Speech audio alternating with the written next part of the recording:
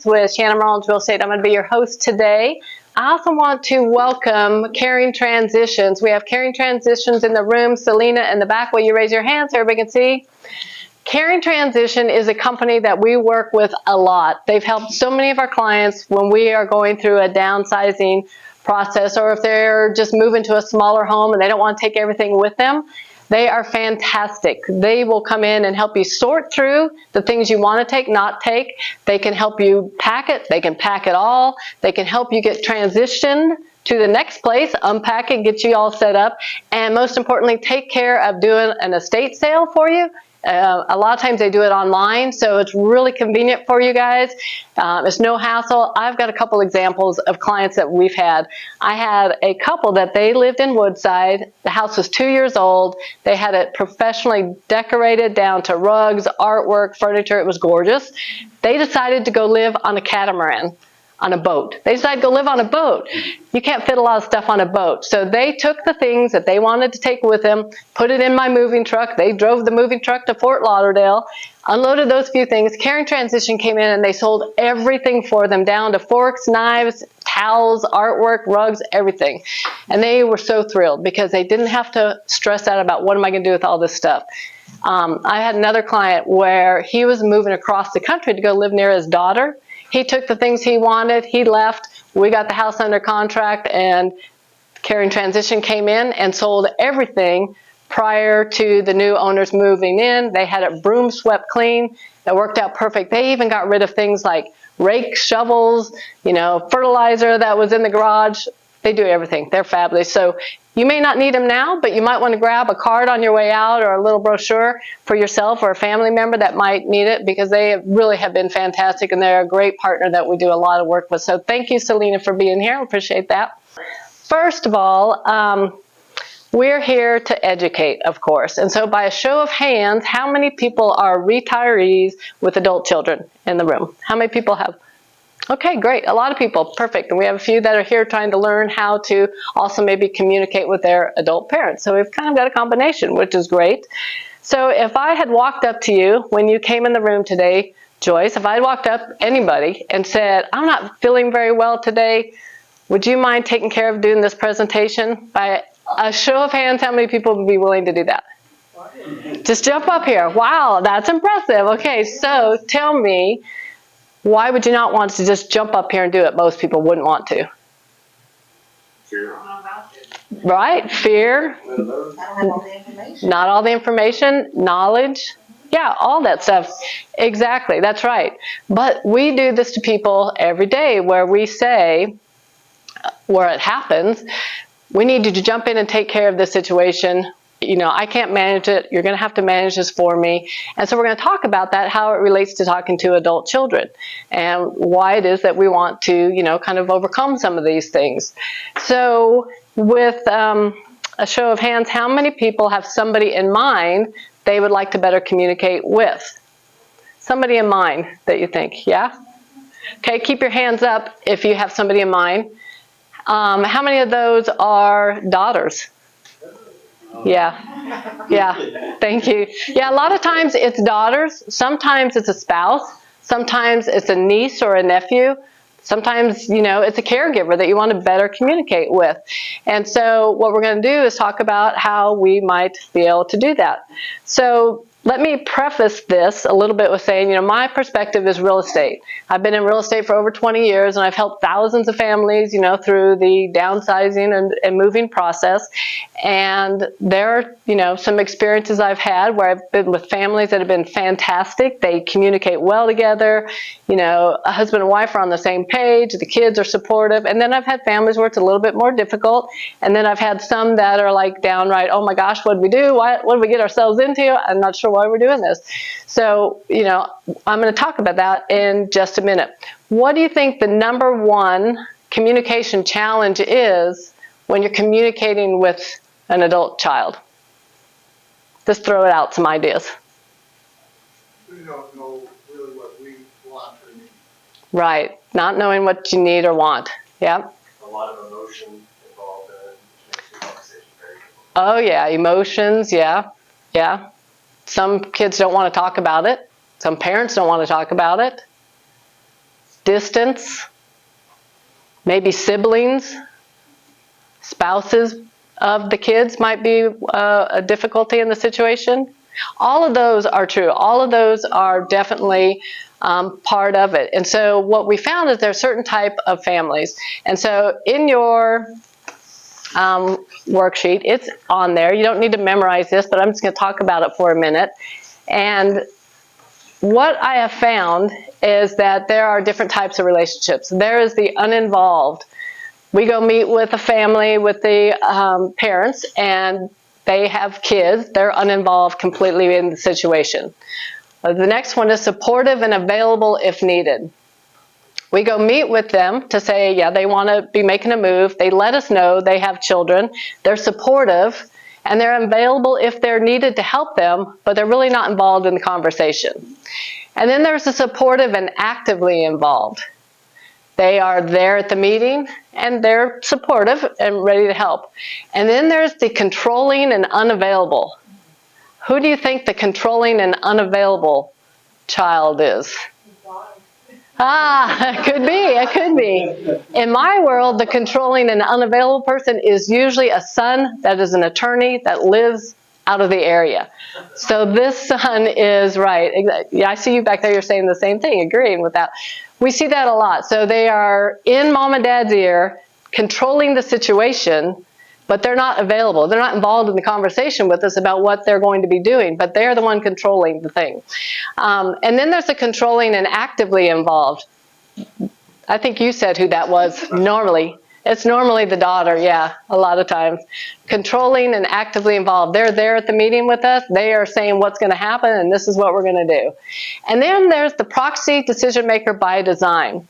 This is when mom and dad have said, should something happen to us and we're unable to make a decision, then I've decided that you're going to be the person, and it's usually by a power of attorney of some sort, that you're going to be the decision maker. And they decide this ahead of time. The child is informed. They understand what their role will be.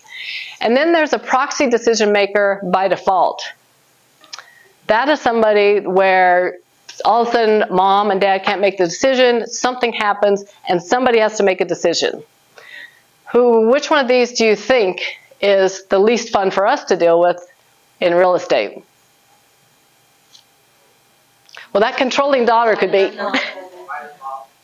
Yeah, yep, exactly. Well, and then also really the proxy decision maker by default is really very difficult because that person is making decisions for somebody and they didn't know what the person wanted. So it just happened. They're like unsure if they're making the right decisions because there wasn't any communication ahead of time about what the person wanted. So yeah, you're right. That makes it a difficult one. So let's talk about some of the truths. Your adult children are having conversations about you with or without your knowledge. Yeah, it is happening, and I know it's happening. Well, and I know it's happening too because sometimes I'm having adult children contact me and ask me, how do I talk to mom and dad about this? But I also hear my friends, they're doing the same thing. They're talking about, what are they going to do when mom can't take care of the house anymore? How are we going to talk to her about it? How are we going to take dad's keys away because he can't remember how to get to the post office he's been going to for 30 years? So they're having these conversations with or without you. So it would be nice if they, had some ideas about where you were going, what you would like to do. And they're unsure about how to bring this up to you as well. So we'll talk about that too. Another truth, adult children of aging parents have conflicting goals related to their roles as caregivers or future caregivers. The adult children have conflicting goals. What that means kind of is really that they want to know you're being taken care of, that you're okay. They want you to know that they're there to help you when you need some help. But they also want it to be convenient for them. So when they say mom or dad or mom and dad, we'd like for you to move over to here in North Carolina where we are. Do you think they're saying that because they think it's better for them or for you? Kind of both, really. But most are thinking that it's better for you because they'll be nearby to help you out if you need help. Right, right. but they also are really thinking it's really convenient for them. Because, everybody wants their life to be convenient. Nobody wants inconvenience. It's just human nature. It's just the way, the way it is. So the next truth, aging creates conflicting goals for aging parents as well. The conflicting goal is you want independence. You don't want them in your business. You don't want them telling you what to do when you don't need to be told what to do, right? Yep. But at some point you might need help. Some point down the road you might need help. So it creates a little bit of conflicting goal there as well. So how do we get the goals to match between your goals and the children's goal? And one of the biggest things is effective communication. Effective communication is really important, and it's the responsibility of the communicator. I had a client tell me that their daughter just doesn't communicate well with them. And if it's the daughter communicating to you and not doing a good job, well, that's the daughter's fault. But if you're the one communicating with them, it's your responsibility to be able to effectively communicate. So we'll talk about that some here as well. So nobody wants children to have to make decisions for them unless what? Right, exactly. Unless they're incapable. But you don't want them making decisions without them knowing what you want, right? Yeah, most people wouldn't want the child, whether they're 50 or 60 or 70, making decisions for them, unless they have some input into what it is that they would like. So, there are truths about communication. Verbal communication is only one type of communication. 55% of the impact is the result of how you appear. 55%. 38% results from how you sound, and 7% results from what you say. So you're having a phone conversation with your daughter, and so how much do you think they're getting? They're getting 38% by what you sound like, and then maybe the 7% too. Right, exactly. So instead you're having a face-to-face conversation, but you're in a hospital bed with tubes coming out. What is being communicated besides the words? Tell them, I'll call them right back. I was kidding. I'm kidding. What'd you see? Right. So what are they? They're seeing you in a hospital bed going, I got to do something. They're helpless. I've got to take over. Even though they may be saying, honey, your father and I have talked about this. We have a plan. We've got it under control. They're seeing this, and if there had not been communication about it ahead of time, then they're not going to get it all right. Right. Exactly. So what is the best way to communicate then? Probably in person, if it's possible, because that way they get the whole picture. Right. And when is the best time to be communicating with them? Now. When you're healthy now, right? Everybody's in great health in here now, and you can communicate. So now is the time to be communicating while you look strong, while you look healthy, while you look capable, and you're in charge. Otherwise, they're going to see you looking incapable, like if you're in the hospital bed trying to communicate what you want or that you got it under control, because they're not going to hear the full picture. So lack of intentional and direct communication results in assumptions and miscommunication. So communicating is really, really critical.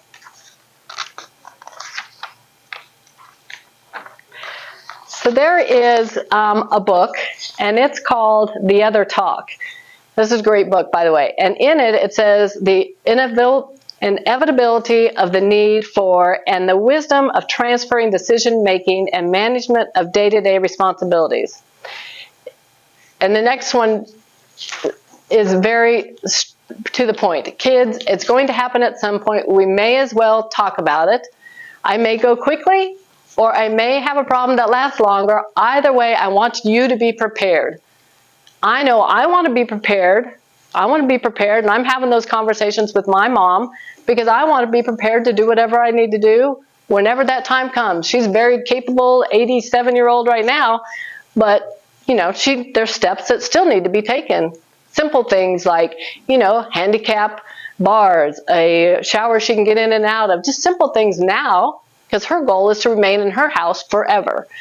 So statistics show that those living past 65 need help at some point. It also shows that if you're healthy at 80, you're likely could live to 100 now. Much different than 100 years ago. Much different. People are living longer now because we have great health care. If we know something is wrong, we go get it fixed. If we have high blood pressure, we have high blood pressure medicine. If we have a clogged artery, we get it, cleared. So it's much different than it used to be 100 years ago, where people might just die in their sleep. Now what is happening is people are fixing things and they're living longer. And so the odds are that you're going to need help at some point, and it'd be better to have the communication up front before there is an urgent situation, so everybody understands what everybody would like to have happen. And so one of the things to do is ground rules. Establishing ground rules or circumstances or triggers that might indicate a change in responsibility. So it's really the what ifs of life. With my mom, it's what if I can't take care of the house anymore? Well, what if I can't take care of the house anymore? Then I'm going to hire somebody to come in and do some light housekeeping, and here's who I want to hire, and here's who I want you to bring in. What if I can't maintain the property, the exterior anymore? Well, this is the person I've interviewed for doing the landscaping and management, and I've talked to them, I've talked to several companies, and this is who I want. The what ifs of life. What if you don't want to stay in the house and you can't take care of the house any longer? Then I want to go possibly to these 3 senior communities. But heck no, I do not want to go to these other 3 senior communities, because I've went and checked them out. I know what they look like. I know what services they provide. So having the what ifs and some answers for that, and being able to communicate that. So planning for the in-between time. Because people are living longer, there's more of that in-between time where families are going to need help. And if everybody's communicating, it sure makes it a lot easier on not only you, but the adult children. They know how they can help, when they can help. And if you don't need help and you've communicated that because you have demonstrated you've got it right now, that goes a long ways too. For them to hear, these are the things I'm going to be doing, that causes them, when they're with their friends, to say, I don't have to worry about mom and dad because they said they're going to do this, and they've showed me and demonstrated that that's what they're going to do.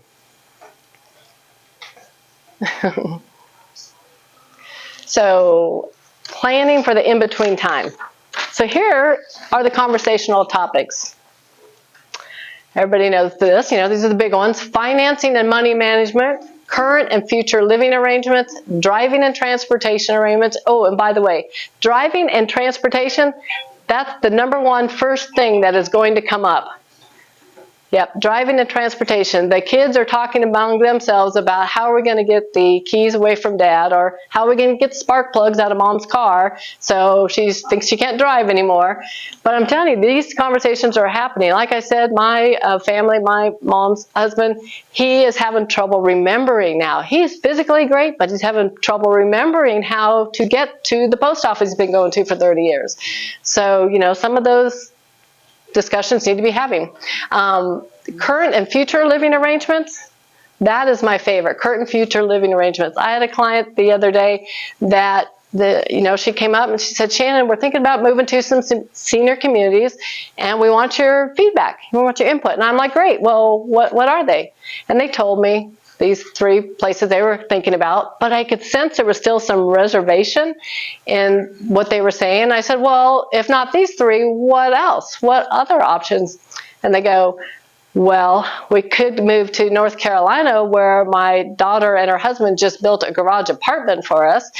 And I said, oh, did you know they were building that? And they said, well, we suspected it, but they didn't tell us until we were there last time, and they took us in and showed us this furnished garage apartment they just built and said, it's here for you, it's ready for you when you're ready.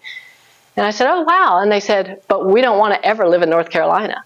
I said, oh, gosh. So had they communicated ahead of time with this, with their kids to say, we never want to live in North Carolina. We love you, and, we're good, but this is kind of what our plans are.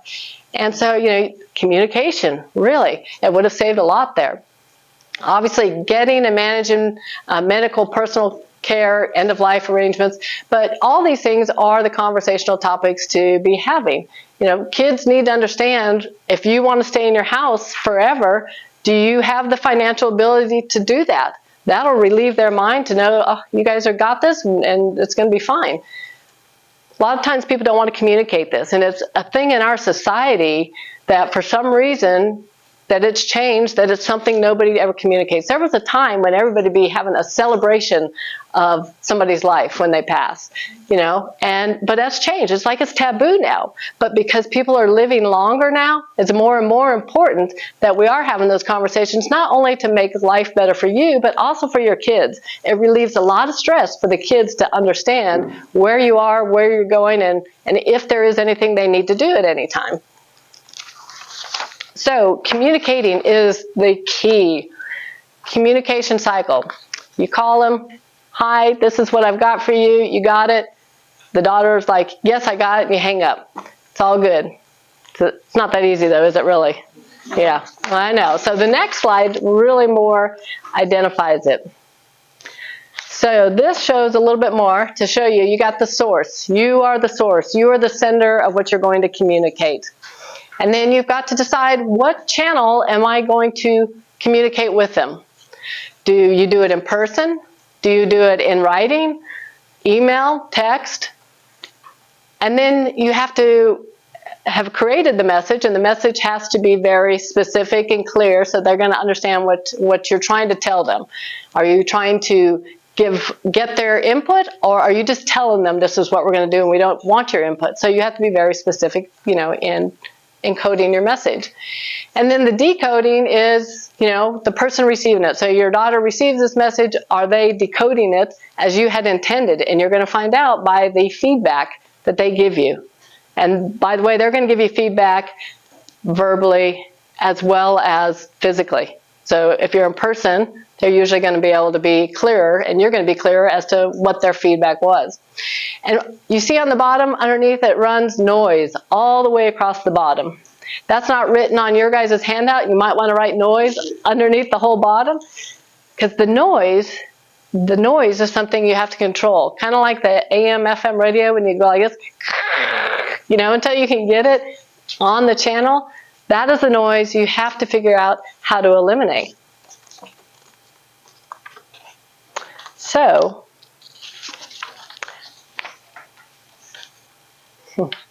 here's the noise. The noise is some of those things you guys brought up at the beginning when I said, what is the #1 communication challenge? It's the personalities. It's the distance between where your family lives, the personalities, the spouses, the siblings. It's all those things is the noise. So you got to figure out how to eliminate the noise when you're going to have the conversation. The next, you have to talk about what channel are you communicating and when. So again, that's the in person versus in writing, and usually it's better, you know, to be doing it in person and having the clear, organized, and concise message. An example of, should something happen and I have to live somewhere else, here is where I want to live. These are the 3 places. I've interviewed them. I've walked through the facilities. These are the places I don't want to go. Be very clear and specific. Have supporting facts, documents, research examples to demonstrate you have it under control. And that way your kids will feel more confident too. Appreciation for the recipient's field of knowledge or their feelings or circumstances. You have to think about, where are the kids coming from? What past experiences have you had with the kids maybe that might impact how they react to what you're going to tell them, or whether you're going to want feedback from them. And then establishing intention and expectations regarding feedback. Did they respond the way that I thought they would? Maybe ahead of time you think of things they may say or respond so that you are prepared for that. So it's not as easy to just call up, give the message, and hang up, we got this under control type of thing. You kind of need to work through some of those issues there. And so impediments to effective communication. The sender lacks clarity concerning the message. If you are not clear about what you want to communicate, they're probably not going to get it clearly. So you really have to think ahead of time and be prepared and have a clear message. Another impediment may be that the sender lacks the confidence in what they're communicating. If you're not really sure about where you would like to move to, then you're not going to be really clear probably. So maybe doing research on whatever the topic is that you want to communicate is a good thing to do ahead of time. Failure to encode the message effectively. It's simply just, again, getting clarity and being sure it's really clear what you want to communicate. Get rid of the excessive noise or interference. Maybe it's that you don't meet with the family altogether over a holiday. Maybe you know there's a sibling or there's a spouse that might disrupt the conversation, so you are intentionally deciding when to have conversations so that you can eliminate as much noise as possible to make your conversation more effective. And is it being delivered via an ineffective or an inappropriate channel? Is it better to do it over the phone or in writing or in person? Sometimes, usually it's better in person, but sometimes people get sidetracked once you get in front of somebody to talk and you kind of get off target. So sometimes you maybe have to write it out for yourself ahead of time, some bullet points. You can even write it down, give it to them and say, hey, I would like to share this with you and talk about it at some point. Take a look at this and I'll get back with you and let's talk about it at some point. So if it's difficult to do it initially, all in person. The recipient is unable to process the message satisfactorily. They maybe didn't completely understand everything that you were trying to tell them. You haven't demonstrated to them that you have it, that you've got it under control. You maybe need more information to show them. The sender fails to integrate feedback into the future communication. A good thing to do is say, okay, here's the information. Let's plan on talking about it a month from now after I go do X, Y, and Z. And that way you have, decided when you're going to take the next steps for more communication about what your plan might be. Feedback. When you're getting the feedback, remember I said you're getting both verbal and nonverbal feedback. Their body language, their tone. When you say, this is what I'm going to do and I'm going to want you to do this, do you get, okay, got it, you're fine? Are you seeing that they got it? Are they really fine? So when you're doing it in person, you can really tell. There may be some questions and more clarification needed. There might be avoidance, like somebody had mentioned. They may not want to talk about how they're going to help you because you're going to be here forever. Who's going to be here forever? Nobody, right? Nobody. Show me somebody that's been here forever. So, don't let them avoid talking with you because really they need to hear where you guys are and where we're going. I know in my family, my sisters and I need to hear where we are and where we're going, even though it could be 20 years from now. Is there anything we need to be doing as kids to make life better for you? The next actions, additional conversations if needed, and was the message received and understood?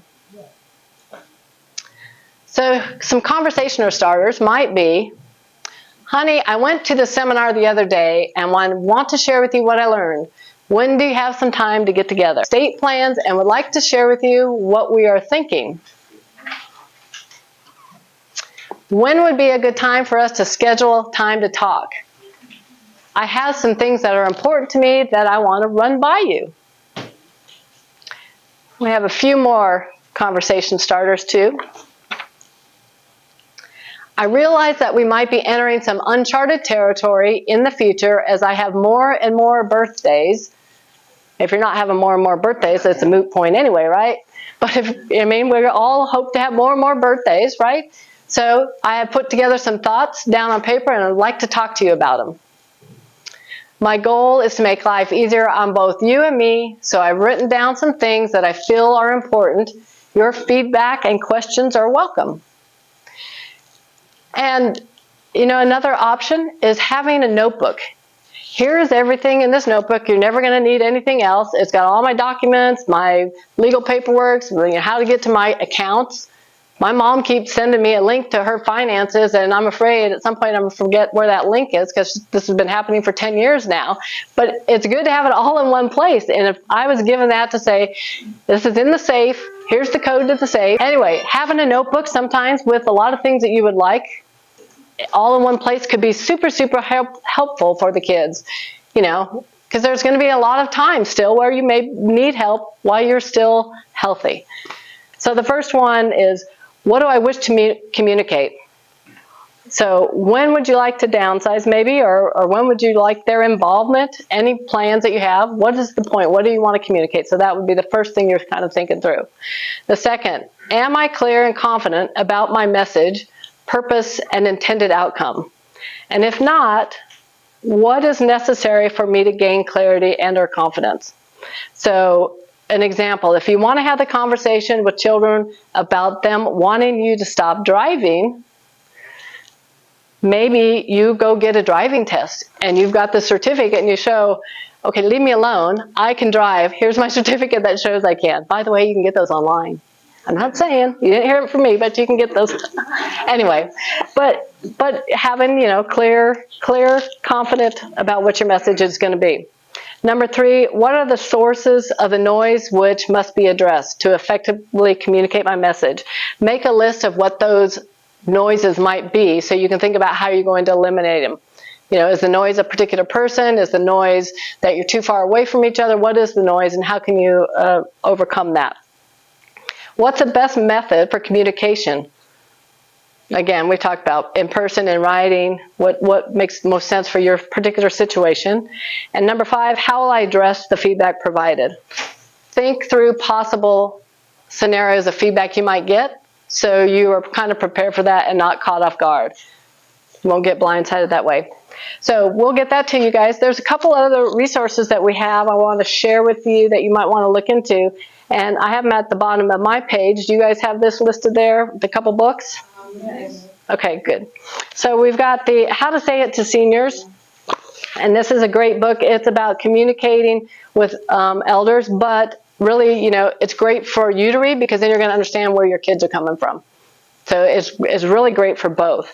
And then the other book is The Dance of Anger, and that's a book that is really about women, like sister to sister or mother to daughter. So it kind of gives some different perspectives. And if you're a guy, you might want to read it just to understand what in the world's going on with them women, right?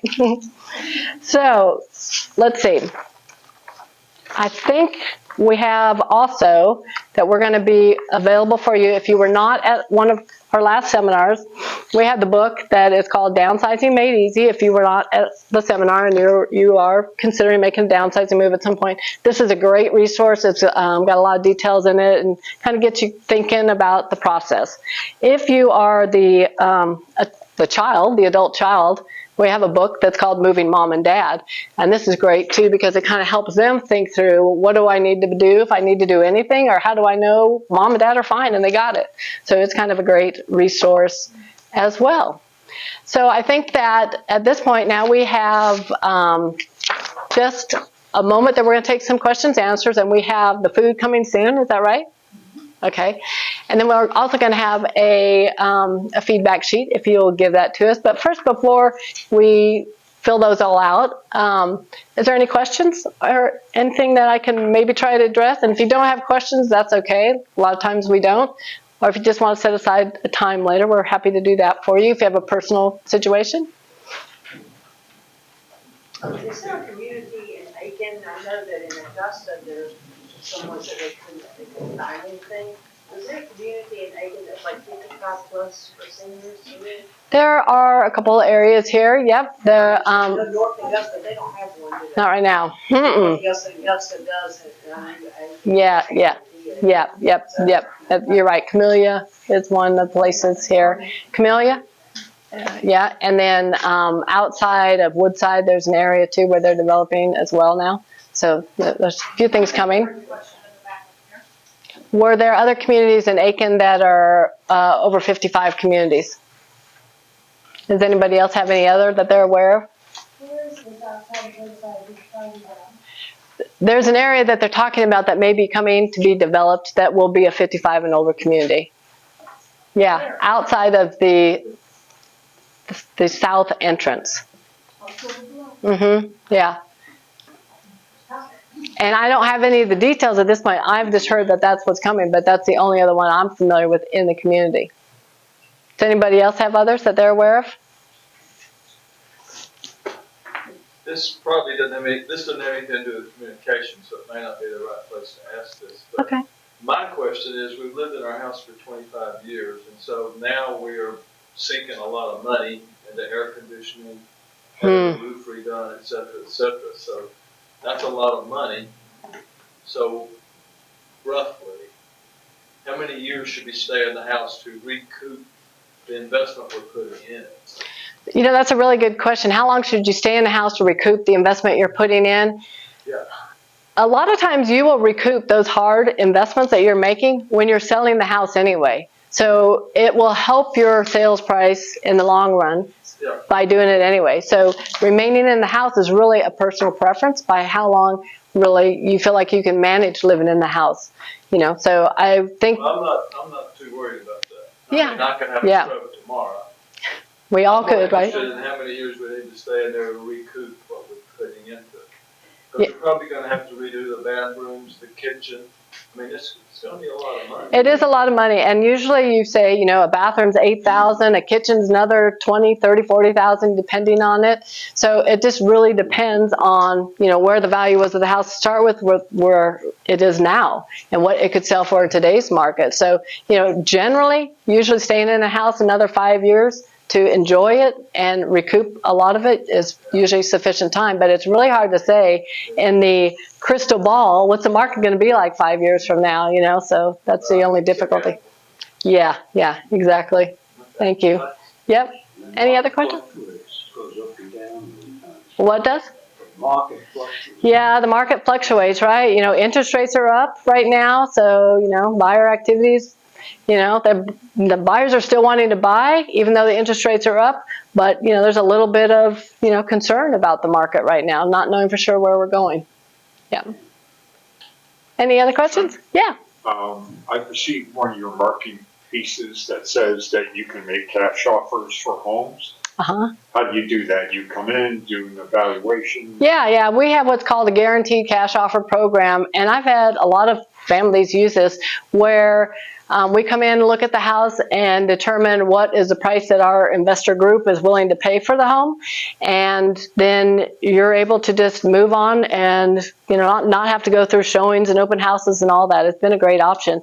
We've had people in Woodside use that. We had people moving out of the area use it. They just didn't want to go through that hassle. They had what they wanted to get out of the house, and we're able to meet that need. So it kind of is on a house per house basis, depends on the condition of the home, because when we buy the house, we have got to then put it in a condition where it can be sold. So if we have to, you know, repaint, redo the flooring, update the kitchen, all that's kind of taken into account in what their offer price would be.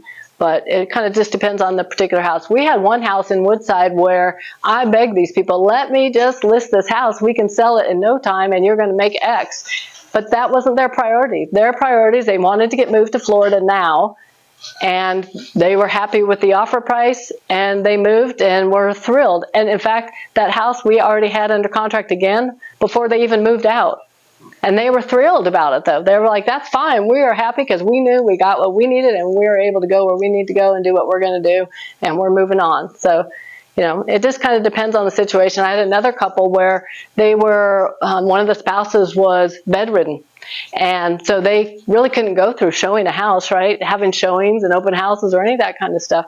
And so we went through the guaranteed offer program with them, and it worked out wonderful, you know, for them. They were really happy with that. Yeah, so it just really depends on the house. That one community that's coming new, it's called the Oaks. It's going to be not a compound, but everything's going to be in one place. Truly an independent living source. So they have movie theaters, restaurants, things all built into that community. So they are, I believe they started their wait list and they're still under construction now, but that will be coming soon. We can see that information if you review more. Where is that? That's in Aiken, the Oaks. It's near Woodside. Off of Whiskey. It's kind of in between Cedar Creek and Woodside, so not too far down from Public. We can, if anyone is interested in knowing more information about the community, see me on your way out. I'm going to jot down your information and I'll send over some detail on that. So you have information on what they're really going to have, like if they're having covered parking, Yes. what's going to be in each unit, that kind of stuff. Yep, I've got one area. Okay, great. Thank you.